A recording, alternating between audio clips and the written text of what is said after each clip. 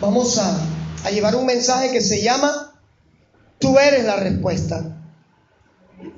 ¿Cuántos están esperando una respuesta de Dios esta mañana? Empezando por mí. Porque estamos reunidos como iglesia precisamente. Porque como iglesia tenemos el privilegio de creer que tenemos a un Dios que responde a nuestras peticiones a favor de nosotros.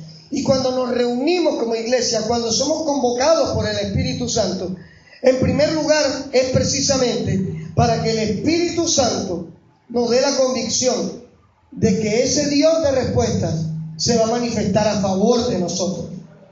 La idea de congregarnos, la idea de estar unidos, la idea de estar unánimes en oración, de recibir una palabra, de interactuar uno con otro, es para establecer esos lazos que el Espíritu Santo establece entre los miembros del cuerpo de Cristo, para entender en nuestra alma que no somos una casualidad. Quiero decirte algo. Dijimos que estamos esperando una respuesta. Y quiero decirte algo que quizás suene extraño, pero que es bíblico y que nos habla de ese Dios perfecto que tenemos a favor de nosotros en los cielos y que mueve sus ángeles aquí en la tierra para bendecirnos. Los regalos de Dios no llegan envueltos en el papel que a ti te gustaría verlo. Los regalos de Dios, la respuesta de Dios, por lo general llegan en un empaque poco atractivo a la vista. Pero cuando Dios va a responder una petición que has hecho delante de Él, no esperes, no pretendas que Dios se manifieste como tú quieres que se manifieste, sino espera que Él se manifieste como Él desea manifestarse. Porque es muy cómodo decirle a Dios: yo quiero un hombre en mi vida, hablando de una mujer, cuando aún la vida de esta mujer no ha sido reorganizada por el Espíritu Santo. Entonces, ¿cómo pretendes construir un edificio de 20 pisos cuando aún la casa vieja no le has quitado los cimientos viejos? Entonces sería muy cómodo decirle a Dios: haz esto para mí, sin vivir un proceso en el cual lo que Dios haga al estilo de Él pueda recibirlo como bendición.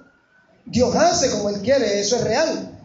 Pero Dios tiene que procesarnos para enseñarnos que las respuestas de Él llegan primero en el tiempo de Él y segundo al estilo de Él. Primera de Corintios, capítulo 1, versículo 27. Para los hermanos que nos siguen a través de WhatsApp y de YouTube, Primera de Corintios, capítulo 1, versículo 27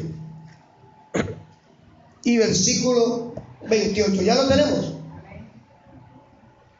Dice la palabra de Dios: sino que lo necio del mundo escogió Dios para avergonzar a los sabios, y lo débil del mundo escogió Dios para avergonzar ¿a qué? A lo fuerte. Y lo vil del mundo y lo menospreciado escogió Dios, y lo que no es, para deshacer lo que es. Leer esta palabra suena como un trabalenguas, pero no es un trabalenguas. Es una revelación tremenda de cómo Dios coge tinajas de barro y las convierte en utensilios de honra. De cómo Dios coge una vida que está hecha a pedazos y la transforma en una vida a través de la cual Él puede manifestar su gloria, y a través de esa vida que estaba hecha a pedazos y que tiene que ser restaurada, que tiene que ser restituida, que tiene que ser moldeada conforme al carácter de Cristo, toma una vida que estaba tirada allí en un rincón, una vida considerada para el mundo inútil, y la transforma en una vida llena de gloria de Dios.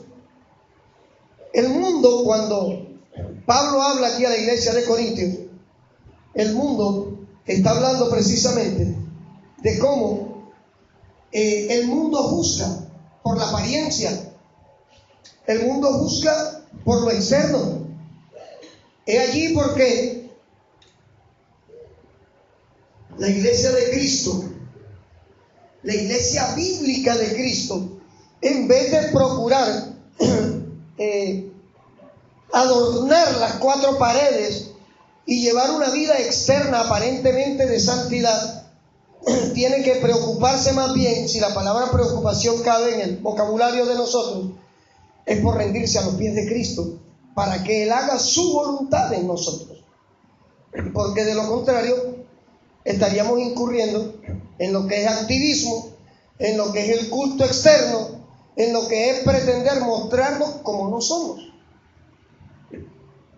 El mundo juzga por la apariencia. A Dios no le interesa tu exterior en este momento. Lo que Dios tenga que cambiar en nuestro exterior, primero lo manifestará dentro de nosotros. Porque si a usted donde llegue a un lugar, lo primero que le dicen es que no puedes usar pantalón sino falda, eso es culto externo. Porque Dios, antes que cambiar tu manera de vestir, quiere cambiar tu manera de vivir, tu manera de sentir, tu manera de pensar. Por eso es que en 1 Corintios 12:2 la Biblia es clara cuando dice: renova primero ¿qué? Tu entendimiento. Usted es lo que usted piensa. Usted actúa conforme usted piensa. Por eso, si sus pensamientos son acordes a los pensamientos de Dios, por supuesto usted va a caminar acorde a la voluntad de Dios. El mundo considera a alguien desechable. Eso no sirve para nada. Para Dios es válido levantar a un indigente de 30 años en la calle y usarlo para predicarle a multitudes. Y vamos a mirarlo con la palabra. Para Dios es válido coger a un jíbaro, vendedor de drogas, acusado, preso, sentenciado, llevarlo a una cárcel, transformarlo allá y mostrar su gloria después que lo saque. Para Dios es válido. Porque el mundo juzga, es por lo externo.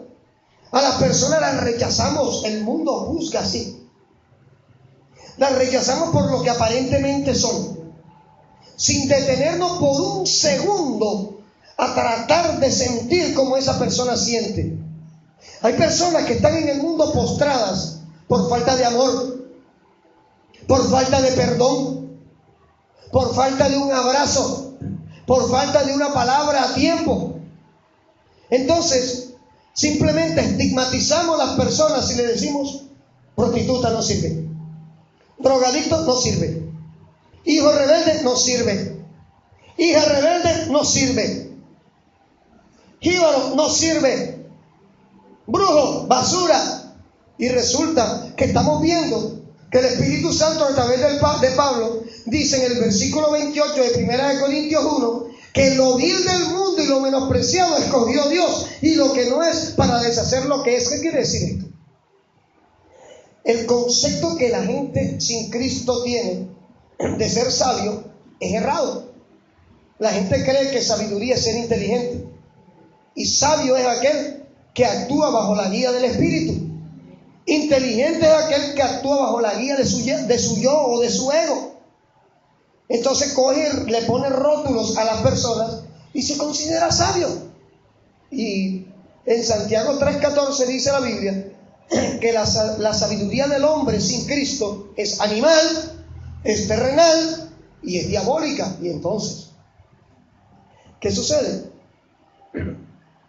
Cuando Dios va a responderte en algo que tú le estás pidiendo, olvídate, sáquese de la cabeza que Dios te va a responder como tú quieres que lo haga. Él va a hacer como te conviene que Él lo haga.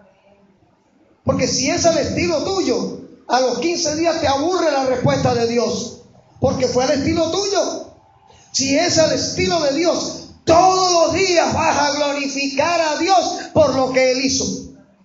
Miren, cuando Pedro y Juan arrancan su ministerio como apóstoles, en Hechos de los Apóstoles, la iglesia primitiva se caracterizó por algo que escasea en la iglesia de Cristo en este tiempo. Porque en este tiempo a todo el que llega a la nueva doctrina, a la nueva ola, a la nueva era, le dicen: venga a Cristo para que se le acaben los problemas. Y eso es mentira. Eso es cómodo. Estuvimos compartiendo 2 miércoles de seguido, Roger, Andrea, de que Jesús dijo en Mateo 11:28, vengan a mí los que estén trabajados y cargados, que yo los haré ¿qué? Descansar. Jesús no dijo que les iba a quitar el problema. Jesús dijo, te voy a dar reposo para que con mi fuerza puedas afrontar el problema. Porque una cosa es que usted asuma un problema con sus fuerzas y otra que lo asuma con las fuerzas de Dios. Porque cuando tú enfrentas un problema con las fuerzas de Dios, el problema se rinde ante ti, no tú te rindes ante el problema. Y cuando afrontas una situación con las fuerzas de Dios, tú te conviertes en una respuesta. Tú eres la respuesta para resolver cosas que necesitas resolver en tu casa. ¿Cuántos tienen enfermos en su casa? ¿Cuántas personas tienen a alguien enfermo en su casa? ¿Nadie tiene un enfermo en su casa? Yo le digo algo. Cuando tenemos un enfermo en nuestra casa y nosotros, y mire, Dios me habló empezando el servicio, ¿eh? La hermana Evelia me dijo una palabra, es que no tuvieron fe. Amén, así es. Así es. Cuando uno tiene a alguien enfermo en su casa y voy a buscar un tiempo para adorar a Cristo, para recibir una palabra de parte de Dios, yo tengo que creer que ese enfermo está bajo el control de Dios, porque Dios no te va a sacar de donde estás recibiendo para ir a hacer con tu fuerza lo que solamente puede hacer Dios. Porque todo tiene su tiempo. Y si tú propusiste en tu corazón venir a recibir una palabra, cree que Dios te tiene el control a ti aquí y tiene el control de las circunstancias, sea cual sea que hay en tu hogar. Porque así actúa Dios. Él está en todas partes. Él está aquí. Y si tú crees, también está allá. Dios convierte lo desechable en respuestas para multitudes. Así de sencillo. Ese es Dios. San Juan 1, versículos 45 y 46.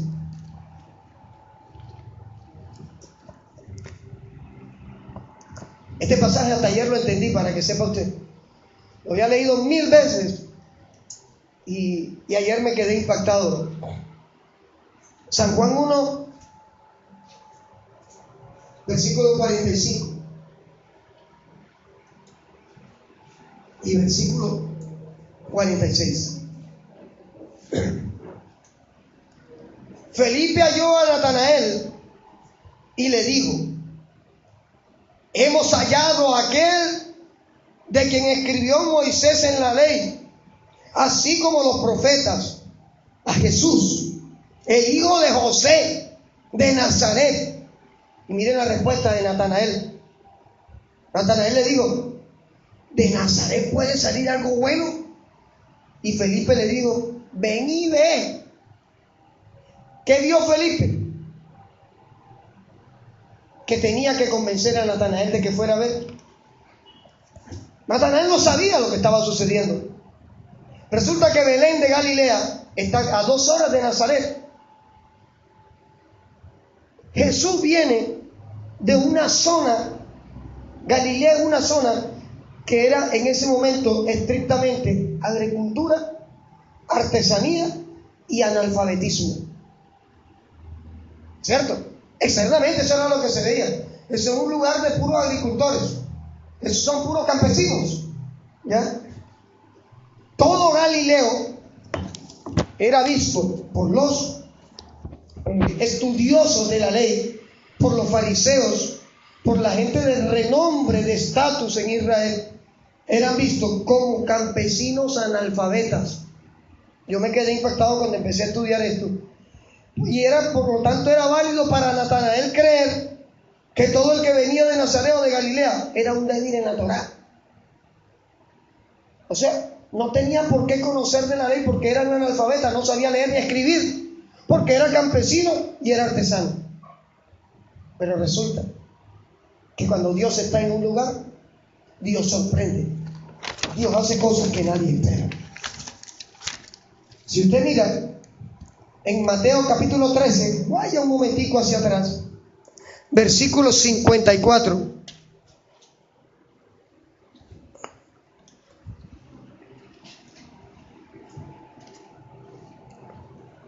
Mateo 13, versículos 54 al 56. Vamos a leer desde el versículo 23. Aconteció que cuando terminó Jesús estas parábolas se fue de allí, y venido a su tierra, les enseñaba en la sinagoga de ellos, de tal manera que se maravillaban y decían: ¿de dónde tiene esta sabiduría y estos milagros? ¿No es este el hijo del carpintero? Versículo 55 estamos. ¿No se llama su madre María y sus hermanos? Oiga, para los que dicen que Jesús no tenía hermanos, que María no tuvo hijos después.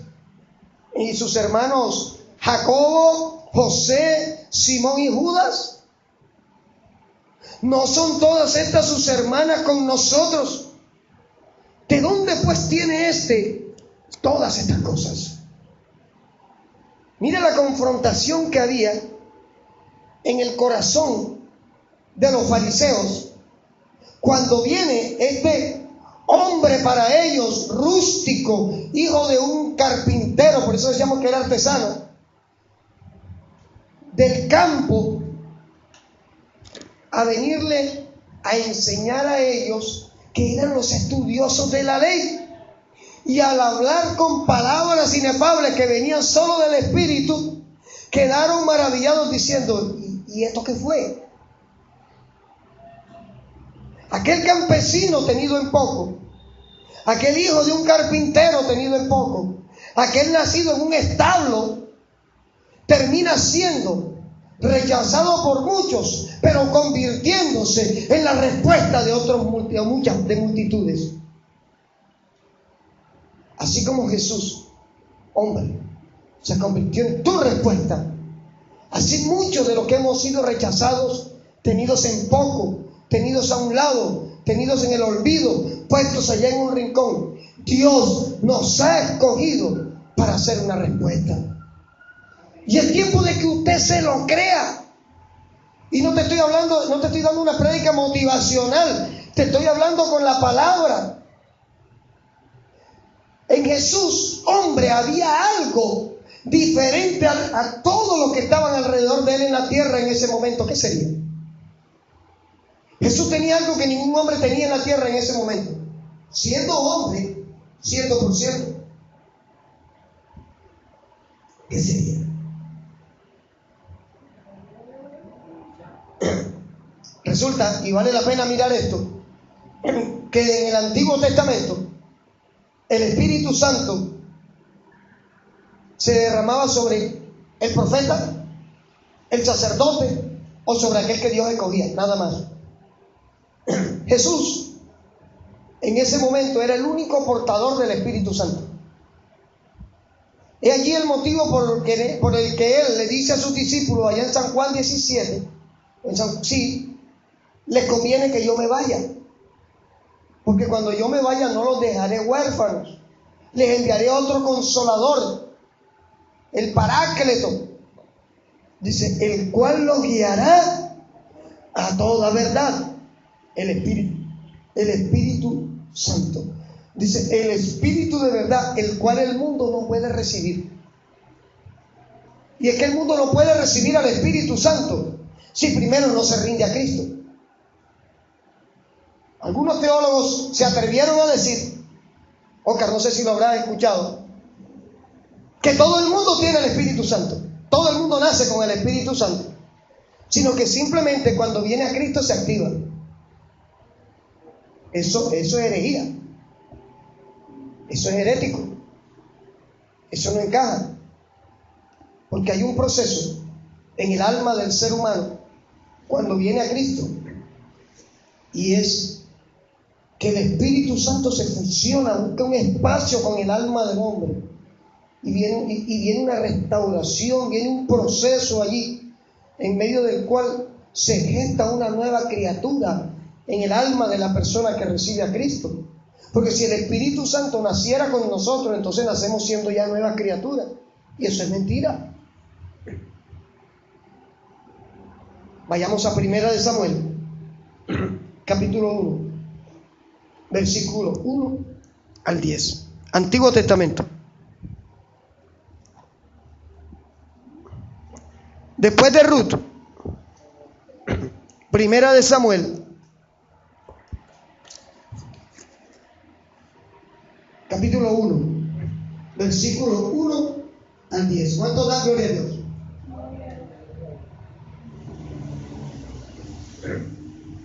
Ya lo tenemos.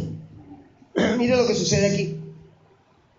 Hubo un varón de Ramataim, de Sofín, del monte de Efraín, que se llamaba, ¿cómo se llamaba? Elcana, hijo de Jeroam, hijo de Eliú, hijo de Tobú, hijo de Suf, efrateo.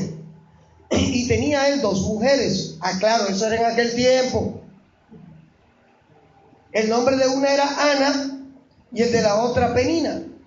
Y Penina tenía hijos, mas Ana no los tenía.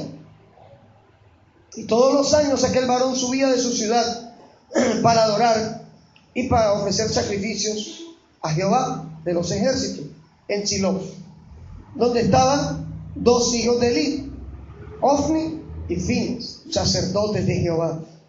Y cuando llegaba el día en que Elcana ofrecía sacrificio, daba a Penina su mujer, a todos sus hijos y a todas sus hijas, a cada uno su parte. O sea, les daba, aquí tienen para que ofrenden. Pero a Ana daba una parte escogida, o sea, le daba lo mejor a Ana, que era su esposa, porque amaba a Ana, aunque Jehová no le había concedido tener hijos. Y su rival la irritaba, enojándola y entristeciéndola, porque Jehová no le había concedido tener hijos. Así cada año, cuando subía a la casa de Jehová, la irritaba así, por lo cual Ana lloraba y no ¿qué? No comía. Y Elcana, su marido, le dijo a Ana: ¿por qué lloras? ¿Por qué no comes? ¿Y por qué está afligido tu corazón? ¿No te soy yo mejor que 10 hijos? Y se levantó Ana después que hubo comido y bebido en Silo, y mientras el sacerdote Elí estaba sentado en una silla junto a un pilar del templo de Jehová, ella, con amargura de alma, oró a Jehová y lloró abundantemente. Versículo 11. E hizo voto diciendo: Jehová de los ejércitos, si te dignares mirar la aflicción de tu sierva y te acordares de mí y no te olvidares de tu sierva, sino que dieres a tu sierva un hijo varón, yo lo dedicaré a Jehová todos los días de su vida, y no pasará navaja sobre su cabeza. Y Dios le respondió. Dios le entregó lo que Ana pidió. De hecho, cuando Dios responde al estilo de Él, Dios te va a sorprender. Ana pidió un hijo porque estaba cansada de que la concubina de su marido se mofara de ella diciéndole: jejeje, no tienes, yo tengo. Para los hebreos, el que una mujer fuera estéril era motivo de vergüenza, era maldición. Sin embargo, me llama la atención, Dios no maldice. Dice: Jehová no le había dado tener hijos. Dios estaba trabajando en algo, preparando algo para alguien. Cuando Ana ora a Jehová, si ustedes leen, para los que les interese leer un poquito la Biblia, encontrarán que Jehová tenía 432 años que no le hablaba a Israel. Había un silencio de Dios, de parte de Dios con Israel, porque había sido un pueblo rebelde, un pueblo de dura cabeza, un pueblo que buscó dioses ajenos, un pueblo que sacrificó a los ídolos. Y Dios dijo: me quedo callado, no les hablo. 432 años de silencio de Dios. Pero Dios rompió el silencio, y precisamente rompe el silencio usando a alguien por el que nadie daba ni 5, una mujer estéril. Y Dios, a través de Ana, se manifiesta nuevamente a Israel. Versículo 20, allí léalo. Aconteció que al cumplirse el tiempo, Después de haber concebido Ana, dio a luz un hijo y le puso por nombre Samuel, diciendo: por cuanto lo pedí a Jehová. Pero Ana había hecho un voto con Dios: si tú me das un hijo, no le digo yo lo voy a criar en la mejor universidad, yo le voy a dar el mejor carro, yo lo voy a tener a prueba de pecado, yo lo voy a tener en una burbuja para que todo lo que él pida se le haga realidad. No. Ana dijo: si tú me das un hijo, yo te lo entrego a ti para que te sirva en el templo de día y de noche. Porque esta mujer entendió que no era tener el hijo como posesión de ella, sino la bendición de saber que Dios la escuchaba y que Dios le respondía, y que a través de una matriz estéril pudiera manifestarse Dios trayendo hijos. Y como ella cumplió su voto, Dios se manifestó ampliamente en ella y le dio 5 hijos más. Tuvo 6.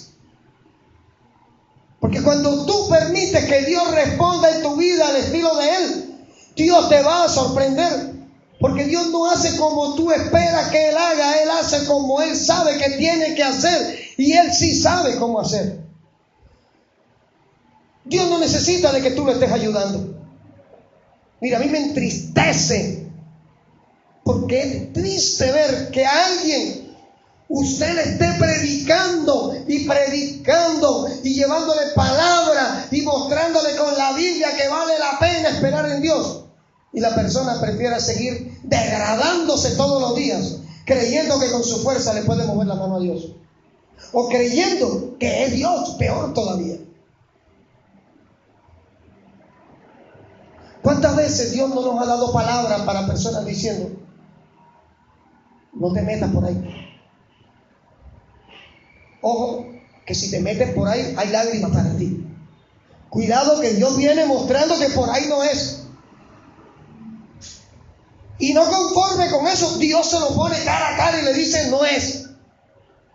Pero como hay cautividad en el corazón, pastor, hay cristianos poseídos. No se puede ser cristiano y estar endemoniado, pero sí se puede ser un cristiano carnal. Y el cristiano carnal canta, alaba, diezma, siembra, ofrenda, conoce la Biblia, pero tiene el corazón cautivo. ¿Por qué? Porque su concupiscencia no se la quiere soltar al Espíritu Santo. Mire, ¿sabe lo difícil que es para una mujer o para un hombre que ha vivido una vida cautiva al sexo? Porque hablemos de ejemplos claros que podamos entender. Venir a Cristo y decirle a Cristo: yo te entrego esta área de mi vida.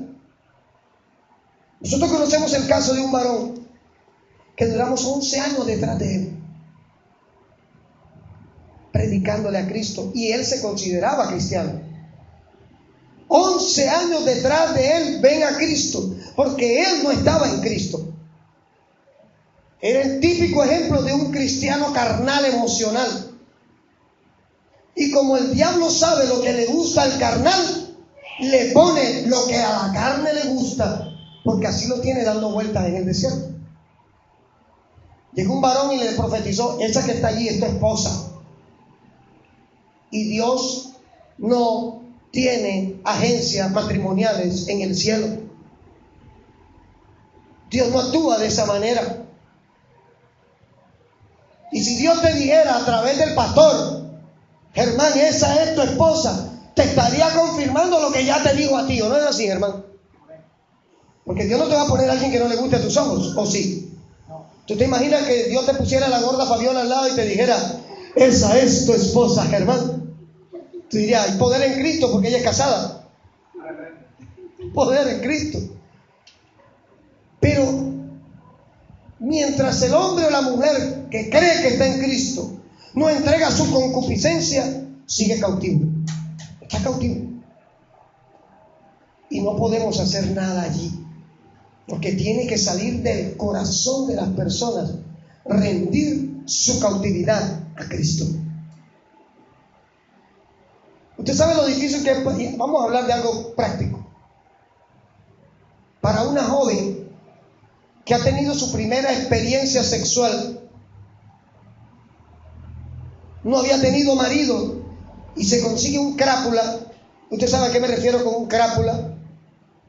Un hombre que la subyuga y que a nivel de sexo la pone a practicar cosas que no debía practicar, que no se deben hacer porque las condena la palabra, pero que a él la satisfacen, y a ella en el disco duro le coloca que si le satisface a él, a ella también le tiene que satisfacer.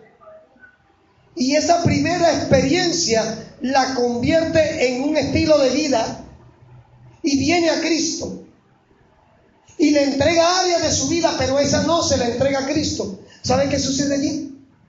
Que cada vez que este crápula quiera disfrutar de ella, nada más le hunde el chip, lascivia, concupiscencia, y la mueve como si fuera un trompo, como le da la gana, porque hay cautividad producto de la concupiscencia que no se ha querido soltar. Por eso es que el evangelio es para que voluntariamente vengamos a rendirle a Cristo nuestra vida. El evangelio no puede ser a la fuerza. El evangelio no puede ser impuesto. No es que ella nació en cuna cristiana. Nadie nace cristiano. Nadie nace convertido. Aún mis hijos, el hecho de que sean hijos de pastor, ellos le han puesto una lápida. Eso sí, a todos los hijos de pastores le han puesto una lápida en el pecho. Hijo de pastor. Tiene que ser perfecto, inmaculado. No. Son unos jóvenes iguales que cualquiera, con luchas, con problemas, con circunstancias, con dificultades, con un papá como yo para rematar. Porque yo no soy fácil como papá, ¿o sea, yo no soy fácil. El hecho de que se nazca en un hogar cristiano, hasta que no se tome una decisión verdadera y genuina con Cristo, no habrá una conversión. De nada sirve, ven, siéntate y escucha. No sirve. Vamos a amarrarla en la silla. No sirve, porque quizás su cuerpo está aquí, pero su corazón está en la fábrica, en la calera, en los techos rojos, o quién sabe dónde estará metido su corazón. Y no estamos pastor, pero usted dijo que no estamos desechando, claro. Estamos hablando de que si usted viene a Cristo, tiene que rendirse todo, porque Dios te quiere responder.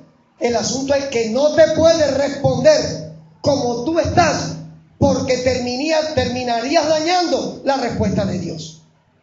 ¿Qué pasa? Sigamos en el ejemplo. La hermanita Rosalvita fracasó en su primera relación en el mundo. Vino a Cristo, rindió parte de su vida a Cristo, no toda, porque sigue cautiva a Lorencito por el área sexual. Cada vez que Lorencito le pasa la mano por el hombro, me derrito. ¿Cómo es que dice la fulana? Me ericé. Pero ella quiere una nueva oportunidad, un varón de Dios en su vida. Pues para querer un varón de Dios en su vida, tiene que hacer méritos que está preparada para recibir ese varón de Dios.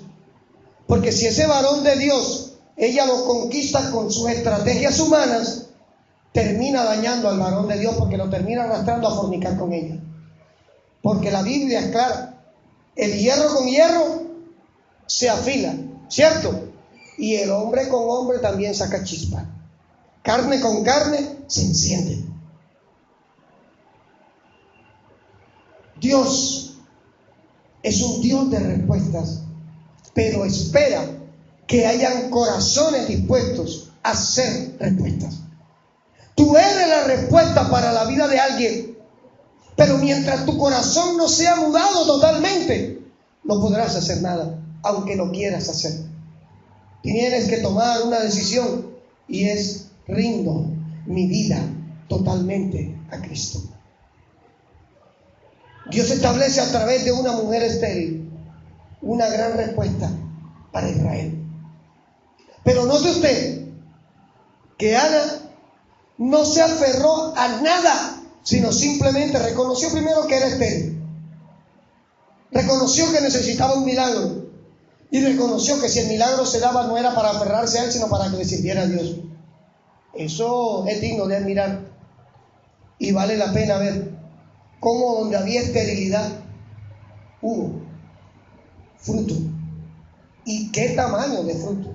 Porque qué tremendo profeta fue Samuel. Sigamos mirando ejemplos. San Lucas 22:31.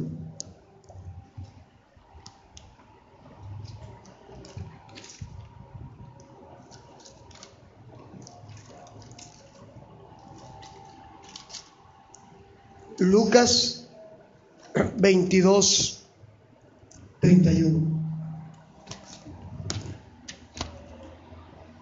Aquí habla Jesús. ¿Ya lo tenemos?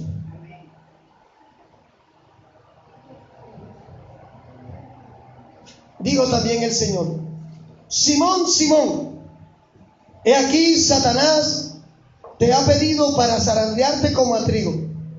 Pero yo he rogado por ti que tu fe no falte.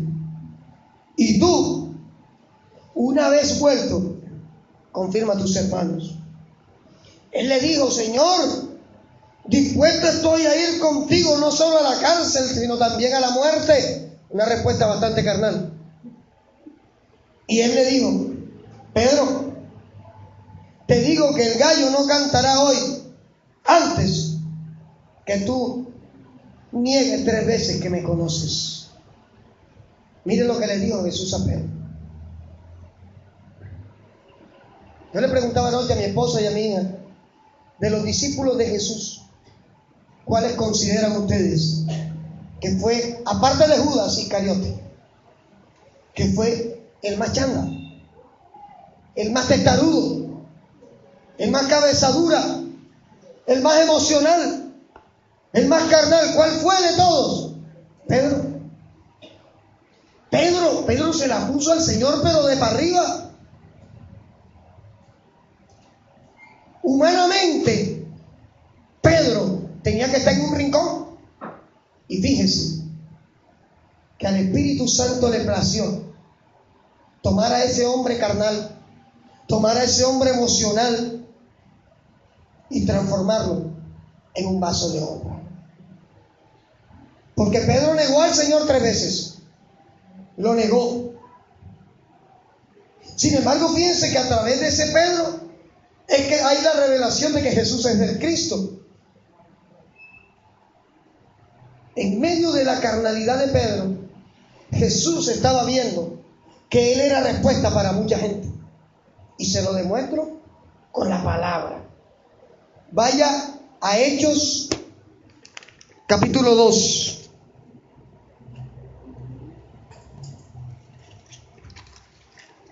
Versículo 37. El Pedro que niega a Jesús, el Pedro que quiso caminar sobre las aguas y se estaba ahogando, mire lo que le sucede ahora. Es Hechos 2:37. Al oír esto se compungieron de corazón y dijeron a Pedro y a los otros apóstoles: varones hermanos, ¿qué haremos? Pedro les dijo: arrepentidos y bautícese cada uno de vosotros en el nombre de Jesucristo para perdón de los pecados, y recibiréis el don del Espíritu Santo. Porque para ustedes es la promesa, y para vuestros hijos, y para todos los que están lejos, para nosotros, para cuantos el Señor Dios, nuestro Dios, llamare. Y con él y con otras muchas palabras testificaba y les exhortaba diciendo: sean salvos de esta perversa generación. Así que los que recibieron su palabra fueron bautizados, y se añadieron aquel día, ¿como cuántos? 3,000 se convirtieron a través del carnal, emocional, colérico, flemático Pedro, hijo de Simón. Si yo miro todo esto, yo puedo decirte y puedo decirme: es tiempo de que empieces a valorarte. Es tiempo de que empieces a entender que simplemente lo que no ha llegado es porque tu corazón aún no ha entregado lo que tiene que entregar. Es porque has tomado la palabra que te han dado tan folclóricamente que crees que es broma de Dios. ¿Cómo estás? Bien, yo estoy bien. No es pecado que usted diga que está bien. El problema es que el Espíritu Santo no me da convicción de que está bien. Porque cuando el Espíritu Santo toma a un pastor y lo levanta a las 3 de la mañana que ore por una oveja, es porque algo está pasando con esa oveja, porque Dios no es loco. Y cuando el Espíritu te dice, ahora ve y dile, Dios no es loco ni el pastor es loco. Algo está pasando. Pero cuando el pastor va y suelta, ya dejó de ser problema del pastor. Ahora es tu problema. ¿Ya? Y le tengo otro testimonio tremendo. Primera de Samuel, capítulo 22.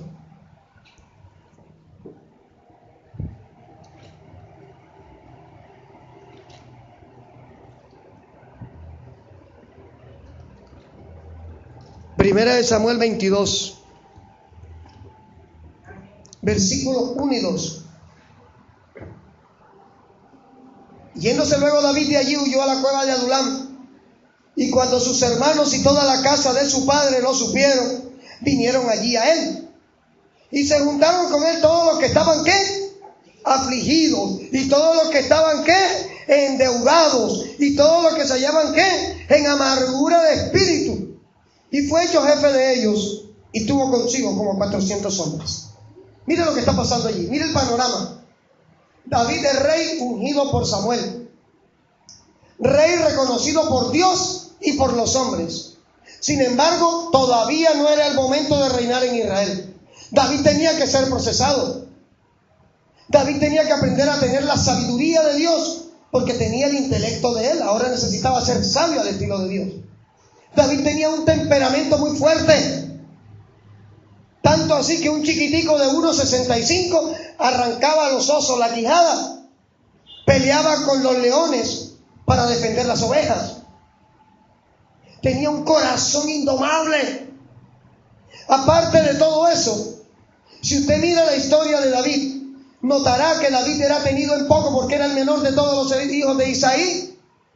Cuando Dios le dijo a Samuel que fuera a ungir a los hijos de Isaí porque había rey para Israel, ¿quiénes fueron los primeros que pasaron? Los altos, los fornidos, los apuestos, los de barba cortada, los del Mazda último modelo, los del mejor Versace, fueron los primeros que pasaron. Sin embargo, la Biblia es clara cuando dice que el hombre mira lo que está en sus narices, pero Dios mira, es el corazón. Y cuando pasaron todos, le digo al profeta, ven acá, ya pasaron todos, no falta alguno. Sí, allá en el monte hay uno cuidando las ovejas de mi padre. Y fueron a traer a aquel que estaba allá hediondo, porque yo le aseguro que no tenía axe. Yo le aseguro que no tenía el mejor smoking cuidando las ovejas allá en el monte, ni que tenía los Nike de 300,000 cuidando las ovejas allá. Estaba en el monte sudando y de allá lo vinieron a buscar y dijo Jehová, este es. Y quiero decirte a ti que me estás escuchando y tú que estás aquí sentado en esta mañana, tú eres la respuesta. Tú eres la solución. El asunto es si tú te lo crees. Porque yo tengo que primero, me lo tengo que creer yo para poder transmitir lo que yo me creo a otros. Ya leímos que lo vil y lo menospreciado escoge Dios para deshacer lo que es. Pero ¿cómo vas a ser tú el punto de contacto de Dios y tu familia si todavía tu familia no ve a Cristo en ti? Esto es tremendo. Yo he invitado a personas y me han dicho, pero ¿cómo voy a ir si yo no veo que Panchita ha cambiado nada, sigue siendo igual? Por supuesto que ese es un sofisma de distracción, porque al final la salvación es personal. Y le he dicho, es que no vengas por ella, ven por ti. Y así con todo y eso no vienen. Pero yo le aseguro que cuando las personas vean fruto en alguien, no tendrán excusas para decir yo no voy a la iglesia, porque para caminar como camina Panchita, mejor déjame caminando torcido. Porque tu testimonio confrontará la vida de otros. Porque tú no eres salvo por otro. La salvación es personal, es individual. Así que no, es que el pastor no me miró y no me saludó, yo no voy más a congregarme. Problema tuyo con Dios. Porque usted no sabe si fue que en el momento se me chispoteó porque el cerebro no me dio. Porque a veces tomamos acciones que son malinterpretadas. Somos hombres de carne y hueso. O de repente me levanté del lado izquierdo ese día. Pero yo no fui el que murió en la cruz por ti. Por ti no murió Carlos Torres, por ti murió Jesucristo. Y tú no vienes a la iglesia, tú no vienes al cuerpo de Cristo, tú no vienes a congregarte para buscar que Carlos Torres esté contento, sino para recibir del Espíritu algo que Él dispuso a entregarte en esta mañana. Tú no estás aquí por casualidad. Tú no viniste porque es que, vamos para ver, tú no viniste porque quisiste. Tú no viniste para satisfacer a tu novio. Tú viniste porque Dios te trajo. Tú no viniste porque es que mi amiga, voy a acompañar a mi amiga. No. Tú viniste porque hay un propósito con tu vida. Tú viniste porque el Espíritu Santo quiere que tú hoy te convenzas de que tú eres la respuesta. De que las cosas que están sucediendo en tu casa cambiarán cuando tu corazón cambie. De que Dios quiere que tu corazón se vacíe de lo que no edifica para llenarte de su gloria y para que su gloria en ti toque a los que están alrededor tuyo. ¿Cómo quieres tocar a los que están a tu alrededor si tu vida no ha cambiado? ¿Cómo quieres que Dios te use si persistes en tener las amarras con el mundo vivas? El proverbista dijo que las malas compañías dañan nuestro testimonio.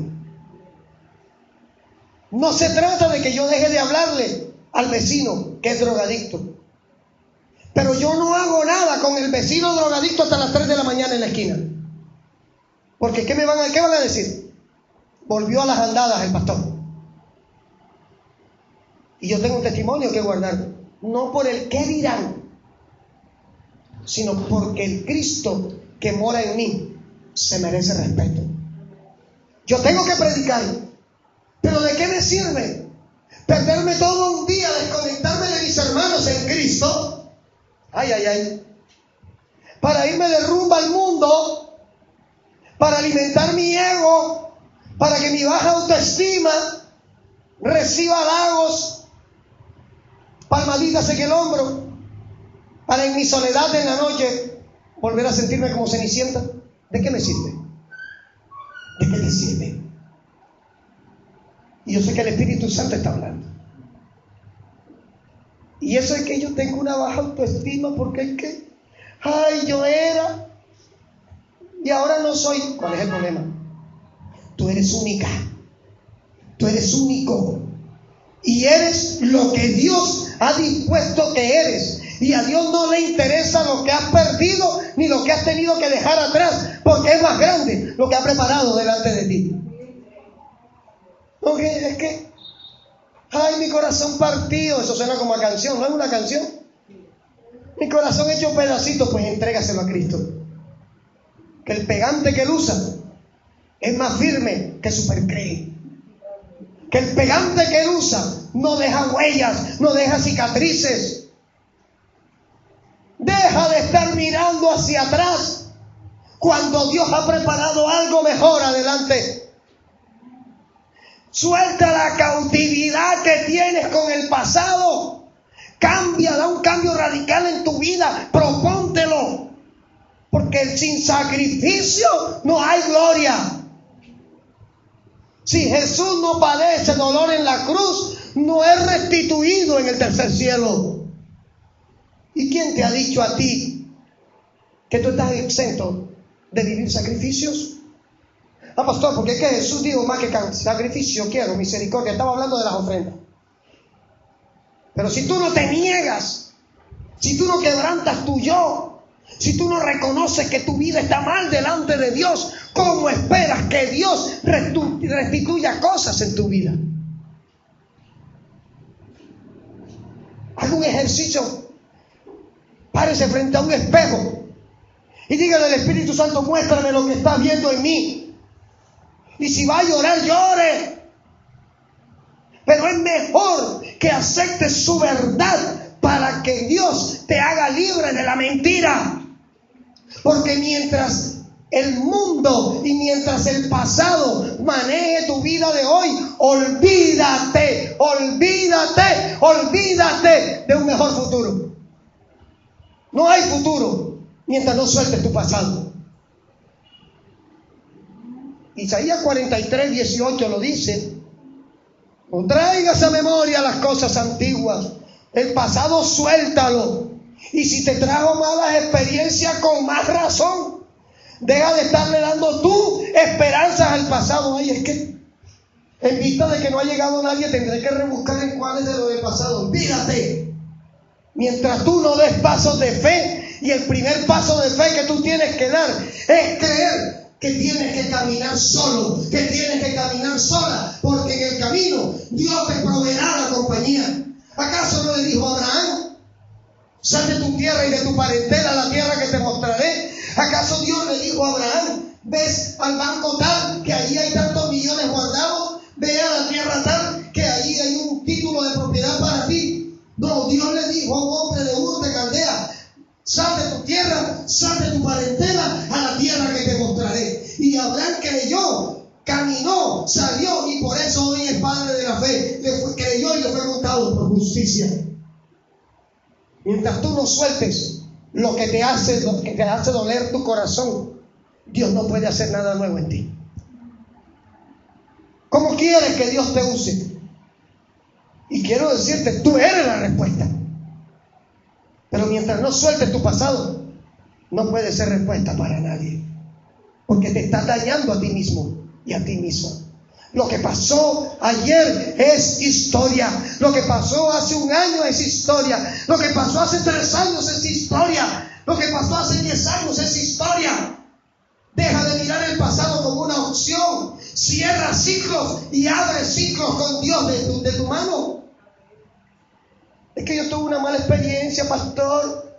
Por eso yo, cuando veo un hombre, ay, me dice y me da cosa. Suelta el temor. Si hubo uno que te maltrató, Dios tendrá uno que te valore. Pero si tú no te valoras primero, olvídate que podrá llegar. Pastor, ¿y cómo me valoro? Deja que el del pasado, haz que el del pasado no maneje más tu vida. Porque si que cada vez que un hombre de tu pasado te pone a temblar como gelatina, te está manejando. Si cada vez que el del pasado te quita tiempo que le pertenece a Dios, te está manejando, estás cautivo. Hay cautividad. Y tienes que renunciar a tu cautividad. Porque mientras no renuncies, Dios a la fuerza no va a poder actuar. No te preocupes por lo que la gente dice que ve en ti. Preocúpate por lo que Dios pueda ver en ti. Allí en Éxodo 26:14, una vez prediqué acerca de esto. Dios mandó a Moisés a hacer el tabernáculo de reunión. Y Dios le dio unas instrucciones específicas a Moisés. Dios le dijo que hiciera un tabernáculo de reunión.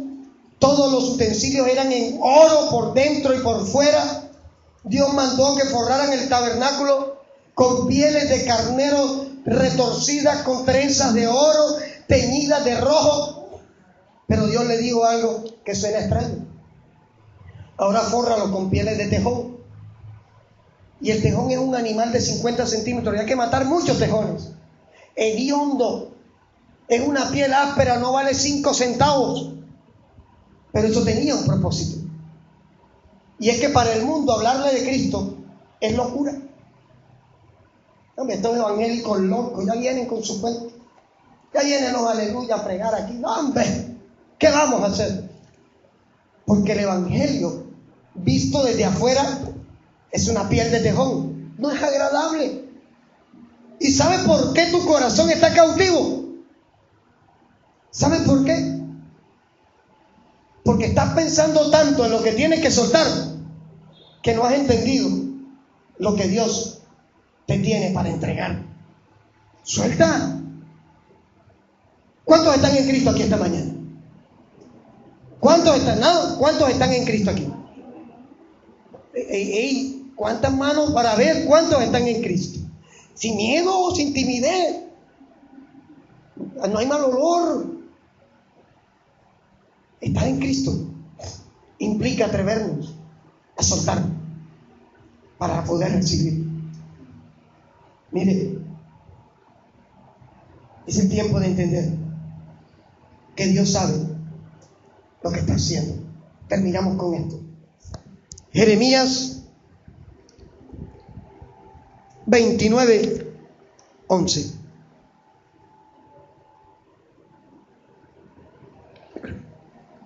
Jeremías 29:11. No lo digo yo, lo dice la palabra. Y aquí quien habla es Jehová. Porque yo sé los pensamientos que tengo acerca de ti, dice Carlos Torres. Así dice. Porque yo sé los pensamientos que tengo acerca de ustedes, dice Jehová. Pensamientos de paz y no de mal, para darte el fin que tú esperas. Oye, más claro, ¿lo quieres más claro? ¿Quieres una restauración de tu matrimonio? Amén, pastor. Bueno, ahí está la clave. Deja que Dios piense por ti. Deja que Dios haga el estilo de Él. Porque al estilo de Él te va a dar lo que tú esperas, pero en el tiempo de Él, cuando trate primero contigo. Ay, pastor, pero es que eso no es fácil. ¿Quién te ha dicho que es fácil? Es que ningún proceso con Dios es fácil. Y quizás en el proceso le vamos a fallar, pero no por eso Dios te va a dejar de amar. Es algo que tú tienes que entender. El 90% de los cristianos que caen constantemente es porque no han entendido que el perdón de Dios ya fue decretado sobre sus vidas. Que si Dios te perdonó de algo, Dios no te está acusando de lo que te perdonó. Quizá tu familia te lo recuerda, quizá el vecino te lo recuerda, quizá el compañero de trabajo te lo recuerda, quizá el hermano te lo recuerda, pero Dios no. Y si Dios no me lo recuerda, ¿a mí qué me importa lo que diga el resto? Jeremías 17, versículo 9 y versículo 10. ¿Por qué vale la pena permitir que Cristo sea quien te guíe? Porque tu corazón y mi corazón, y está hablando del alma, cuando toma decisiones sin Dios, dice: engañoso es el corazón, más que todas las cosas, y perverso. ¿Sabe qué quiere decir perverso? Lo que hablábamos ahorita, de que si hay cautividad en el corazón, la carne, el alma, es contaminada, es seducida a hacer lo incorrecto. Los jóvenes tienen una reunión, la van a pasar rico, chévere, van a hablar de Cristo. Pero llega y te dicen: André, ¿pero qué vas a hacer con esos pelados allí, sosos, aburridos? ¿Tú qué vas a hacer? El Roger, el Germán, el Rosenberg, el Cristian, esos son pocos pelados cristianos evangélicos aburridos. Van a hablar de Cristo. Yo tengo un plan más chévere, André. Chicos sin camisa, en playa, cervecitas bien frías. ¡Wow! Libertad, te puedes poner toda la ropa delgadita que quieras. Lo que no has mostrado en la iglesia, puedes mostrarlo. Yo soy tu amiga, André. Y llega André y dice: ¿verdad que sí? Perdió. Porque cada vez que diga ¿verdad que sí?, al susurro del diablo, tiene que empezar de nuevo en Cristo. En otras palabras, tienes que volver a caminar en el desierto. Y te digo una cosa, el desierto es duro. El desierto es bravo. El desierto quebranta al más guapo. En el desierto aflora lo que está guardadito en tu corazón. Pero a mí particularmente no me gusta andar en el desierto. Nunca en mi oración le diría a Dios: Padre, en el nombre de Jesús, mándame un añito de desierto. Hermana Evelio, ¿usted le pediría desierto a Cristo? Daniela, ¿tú le pedirías unos 2 añitos de desierto al Señor? No, si nosotros queremos caminar en la bendición, queremos caminar en la paz de Cristo, queremos caminar en la respuesta. Pues quiero decirte, prepárate, porque tú eres la respuesta.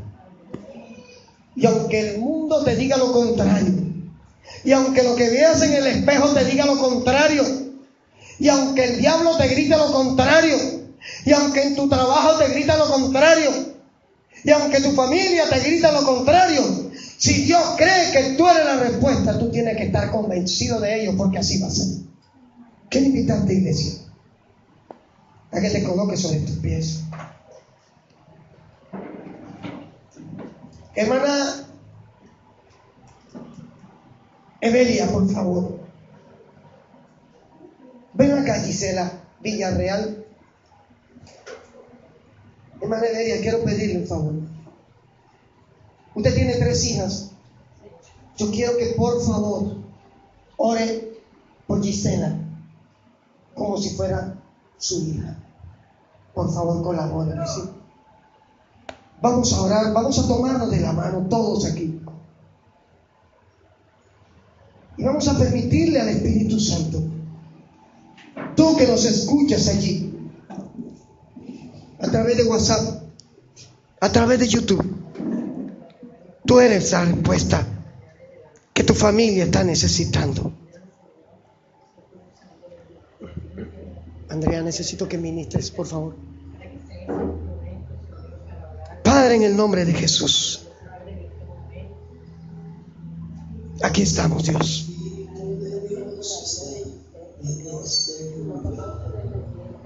Delante de tu presencia estamos. Delante de tu gloria estamos. Aquí está tu Espíritu Santo en esta hora. Y queremos decirte, Padre de la gloria, que aquí estamos nosotros, como hombres y mujeres imperfectos, que reconocemos que necesitamos cambios en nuestras vidas, que necesitamos que haya libertad de toda contaminación, de toda cautividad, en el nombre de Jesús. Rosenberg, ven acá. En el nombre de Jesús, Padre, te damos gloria y te damos gracias, Señor. Ven acá, Rosenberg. En el nombre de Jesús, en el nombre de Jesús, levanta tus manos allí donde estás y adóralo. Adórale. Padre, te damos gracias, Señor. Te damos gloria y te damos honra. Y yo presento delante de ti la vida de tu pequeño, Dios. Yo creo que tu palabra hoy ha hablado a nuestras vidas. Y creo que tu Espíritu Santo está aquí para restaurar, para restituir, para levantar, para consolar. Yo te pido en el nombre de Jesús que tomes el corazón de Rosenberg, que tomes el corazón de tu iglesia, que tomes el corazón de Germán, que tomes el corazón de Judith, de Ángela, de Andrea, de Gisela, que tomes el corazón de Carlos, que tomes el corazón de Carmen, que tomes el corazón, oh bendito Dios, de Milena, que tomes el corazón, oh Dios, de Cristian, Que tomes el corazón de Flavia. Que tomes el corazón de Rodolfo. Que tomes el corazón de Edgar, de Ana, de Brian. Que tomes el corazón de Diara. Que toques con tu poder sus vidas. Que toques, Dios, en el nombre de Jesús, el corazón de Oscar, el corazón de Julio, el corazón de, oh bendito Dios, de Clara, en el nombre de Jesús. Que toques el corazón de Isabela, en el nombre de Jesús. En el nombre de Jesús. Síguele adorando. Síguele adorando. Sigue allí donde estás. Ministra la vida de Brisey. Saca la tristeza. Saca el desánimo. Llénala de paz. De la paz de Cristo. En el nombre de Jesús. Llena el corazón de Roger. En el nombre de Jesús. Llena el corazón de Abraham. Llena el corazón de María. En el nombre de Jesús. Llena el corazón de Marixa. Padre, llena el corazón de Debris. Llena el corazón de Eduardo. En el nombre de Jesús. En el nombre de Jesús. En el nombre de Jesús. Llena el corazón de Odania. Muéstrale, Dios, que ella es la respuesta. Muéstrale a mis hermanos. Muéstrale a mis hermanas que aunque el enemigo se ha levantado, que aunque han sido rechazados y rechazadas, que aunque han sido dejados solos, ellos son respuestas. En el nombre de Jesús. En el nombre de Jesús. Padre, toca. Toca, Espíritu Santo. Toca en el nombre de Jesús. Ministra en el nombre de Jesús. Toca en el nombre de Jesús. Repítelo. En el nombre de Jesús. En el nombre de Jesús. En el nombre de Jesús. En el nombre de Jesús. En el nombre de Jesús. Síguele adorando. Levanta tus manos allí donde tú estás. Porque en el nombre de Jesús, cree que tu vida no seguirá siendo igual. Dile al Espíritu Santo: aquí estoy. Yo te entrego mi corazón. Yo te entrego mi vida. Yo te entrego mi autoestima. Yo te entrego mis debilidades. En el nombre de Jesús. Padre, ministra la vida de Hugo. En el nombre de Jesús, dale autoridad y sabiduría de lo alto. Ministra la vida de Daniela. En el poderoso nombre de Jesús, proclamamos, Dios, un mover de tu gloria, un renovar de tu presencia. En el hogar de mi hermano Navín y de mi hermana Luz Karime. En el nombre de Jesús. En el nombre de Jesús. En el nombre de Jesús. Padre, en este momento proclamando por fe que tu poder está ministrando aún en la distancia. Por el poder de tu palabra, declaramos diabetes fuera de los cuerpos. En el nombre de Jesús. En el nombre de Jesús. Proclamamos osteoporosis fuera en el nombre de Jesús. En el nombre de Jesús. Padre, toma la vida de mi hermana Norma, de mi hermana Mariela. Toca la vida de César. En el nombre de Jesús. Para gloria y honra de tu santo nombre. Ministra el corazón de mi hermano José, de mi hermana Suyapa. Toma la vida de Gigliola. Toma la vida de Jonathan en el poderoso nombre de Jesús. La vida de mi hermano Jesús. Te damos gloria. Toma la vida de mi hermana Beatriz. Ministra su vida. Ministra su familia. Ministra su hogar. Levanta su ministerio en el nombre de Jesús. La vida de nuestra hermana Maida. La vida de nuestra hermana Pierina. Su embarazo llega a feliz término. En el nombre de Jesús cancelamos esa eclampsia y declaramos por el poder de tu palabra victoria en el nombre de Jesús. En el nombre de Jesús. Padre, te adoramos. Toma la vida de Cristian. Toma la vida de Joanis. Toma la vida de Dayana. La vida de Leiner. En el nombre de Jesús. Y te damos gracias. Gloria. Gloria y honra.